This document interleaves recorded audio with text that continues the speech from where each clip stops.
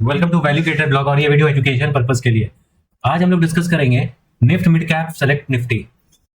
अब यहाँ पे अगर हम लोग देखें, ये जो फॉल आया था 3 दिन का, उसके बाद ये बिल्कुल एक ट्रेडिंग रेंज में चला गया है।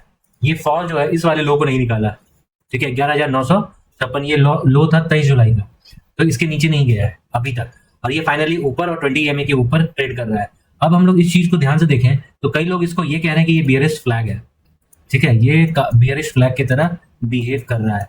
लेकिन इसको हम लोगों को थोड़ा डिटेल में एनालाइज करना होगा। डिटेल में एनालिसिस से हम लोगों को अगर हम लोग यहाँ पे इसको अगर हम लोग देखें तो ये दिख रहा है कि ये अभी तक जो है 57 के रेंज में ट्रेड कर रहा है, ठीक है। ये पूरी तरीके से बियरिश अभी तक नहीं हुआ है। अगर आवरली चार्ट में देखें तो आवरली चार्ट में भी ये ओवरबॉट जोन में नहीं है, 64 के आसपास है, तो अभी है यहाँ पे जगह थोड़ा शायद ऊपर जाने का।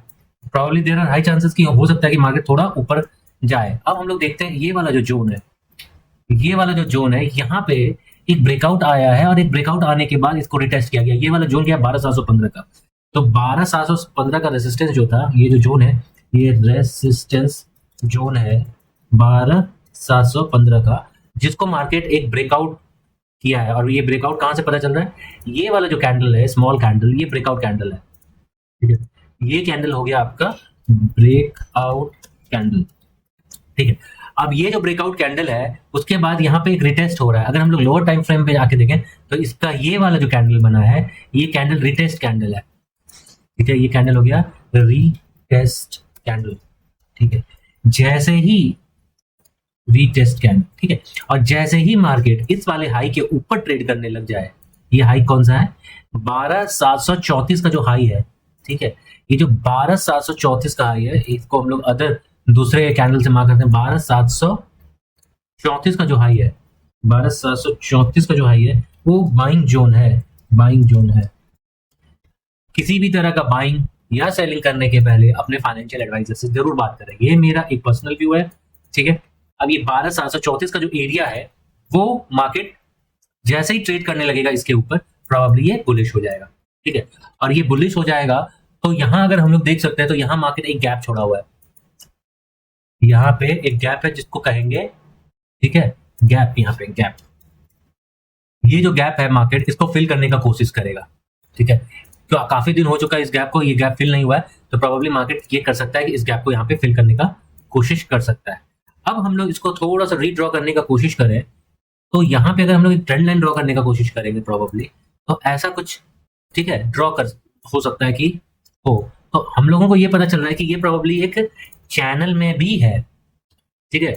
ये जो है ये एक चैनल में भी है, ठीक है। चैनल कैसा चैनल है, ये राइजिंग, राइजिंग, ठीक है। ये राइजिंग चैनल है। प्रोबेबली अगर जैसे ही 12,734 के ऊपर मार्केट निकलता है, ठीक है, जैसे ही 12,734 के ऊपर मार्केट निकलता है, तो देयर आर हाई प्रोबेबिलिटी कि मार्केट कुछ ऐसे बिहेव करे।